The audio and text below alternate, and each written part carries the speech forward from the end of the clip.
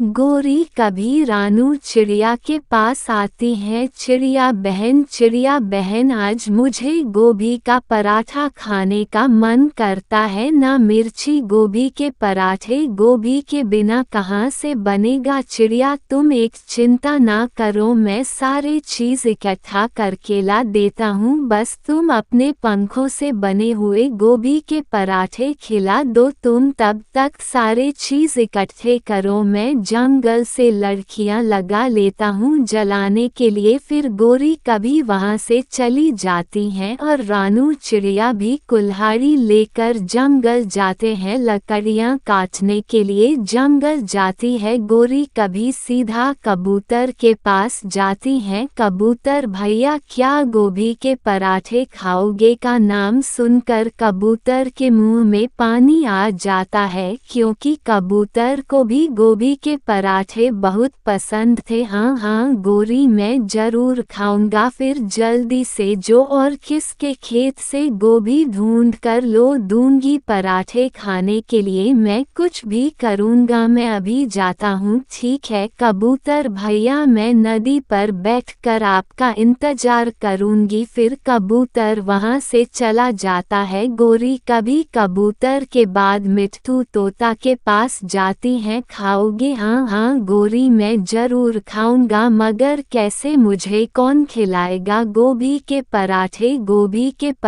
मिट्ठू भैया मेरे पास मिर्ची नहीं है, तुम मिर्ची ला दो, मैं तुम्हें गोभी के पराठे खिला दूंगी। के पराठे खाने के लिए कुछ भी कर सकता हूँ, मैं अभी जाता हूँ किसके खेत में और मिर्ची लेकर आता हूँ और लाल मिर्च लेकर आता हूँ, तुम्हारा इंतजार करूंगी। वहाँ से चला जाता है। अभी कभी भी नदी पर आकर बैठ जाती है। मैं जंगल में सबसे होशियार पक्षी हूँ, काम करेंगे कबूतर और तोता और खाऊंगा मैं। गोरी कभी बैठे ऐसे हंस रही थी। मिट्ठू तोता उड़ते उड़ते किसान के खेत में पहुँच जाते हैं। वही खेत में पेड़ के पीछे कबूतर भी छुपा बैठा था। अरे यार कबूतर, तुम यहाँ क्या लेने आए हो? मिट्ठू यहाँ घोड़ी ने हमें गोभी लेने भेजा है, वह मुझे गोभी के पराठे खिलाएंगे, और गोरी ने मुझे मिर्ची लेने भेजा है और मुझे भी पराठे खिलाने का वादा किया है। इसका मतलब हम दोनों की आज मिट्ठू के घर में दावत है। फिर मिट्ठू तोता किसके खेत से लाल मिर्ची तोड़ता है, फिर कबूतर भी गोभी तोड़ लेता है। फिर मिट्ठू मिर्ची उठना है और कबूतर गोभी उठकर जाने लगता है। फिर दोनों नदी पर जाने लगता है। गोरी कभी नदी के किनारे आराम से सोई हुई थी। गोरी उठो, देखो मिर्ची भी और गोभी भी ले आया, अब हमें जल्दी से पराठे बनाकर खिलाओ। गोरी कभी नींद से उठ जाती है। अरे मुझे याद आया, मेरे पास नमक भी नहीं है। नमक है मेरे पास, जब तक तुम पराठे बनाने की तैयारी करो मैं नमक लेकर आता हूँ। मैं जब तक सब्जियाँ काटती हूँ आप जल्दी से नमक ले आओ, मगर जल्दी है ना? तुम दोनों जल्दी जाओ, आऊँगा। फिर कबूतर के साथ मिट्ठू टूट गोरी कभी अपने घर चले जाते हैं। रानू चिड़िया भी लड़कियाँ लेकर जंगल से आ जाती है। आज तो मेरा सारा काम मिट्ठू तोता और गोरी कभी नहीं कर दिया। कबूतर अपने घर जाता है और नमक लेकर आता है। फिर मिट्ठू तोता गोरी के घर जाता है। गोरी हम नमक ले आए, जल्दी से पराठा बना, अब हमसे और इंतजार नहीं होगा, तुम जाकर नदी से अपनी सोच दिखाओ, तब तक पराठे बन जाएगा। फिर वह दोनों नदी के ओर चले जाते हैं। टोकरी में डालकर उठकर जाने लगती है। फिर रानू चिड़िया के घर जाने लगता है। रानू चिड़िया सारे चीज़ देखकर गौरी कवि के पास हैरान हो जाती हैं। गोरी तुमने तो आज मुझे हैरान कर दिया, मैं सोच रही थी कि यह सब तुम कैसे करोगे, कैसे होगा। चिड़िया बहन अब मैं बहुत मेहनती हो गया हूँ। फिर रानू चिड़िया पराठे बनाना शुरू करती हैं। चिड़िया सो धोकर आ जाती है। मिट्ठू तोता कबूतर नदी से चोट धोकर जाती है और गौरी कवि के के घर जाती हैं लेकिन गोरी कभी तो घर में नहीं थी। अरे कबूतर, गोरी तो घर में नहीं है। हाँ मिट्ठू, हमारा सामान भी नहीं है। वह कभी हमें फिर उल्लू बन गई। फिर वह दोनों निराश होकर वहाँ से जाने लगते हैं। तभी चिड़िया के घर से गोभी के पराठे की खुशबू आ रही थी। उन दोनों को चिड़िया के दरवाजे पर जाकर खटखटा करती हैं। गोरी कभी दरवाजा खोलते हैं। कौन है तुम? हमारा सामान आवाज दो, हमसे भाग जाओ यहाँ से। मोती चोंच वाले शोर सुनकर आंखें बाहर आ जाते हैं। चिड़िया को सारी बात बताती हूँ। गोरी बहन हटो, इन दोनों को अंदर आने दो, फिर आना चाहिए। कबूतर को घर ले जाता, फिर वह गोभी के पराठे बनाकर सबको देते हैं। मिट्ठू और कबूतर, एक बात है, तुम सब में से बहुत सियानी है। अपना काम दूसरों से करवाने के लिए कोई ना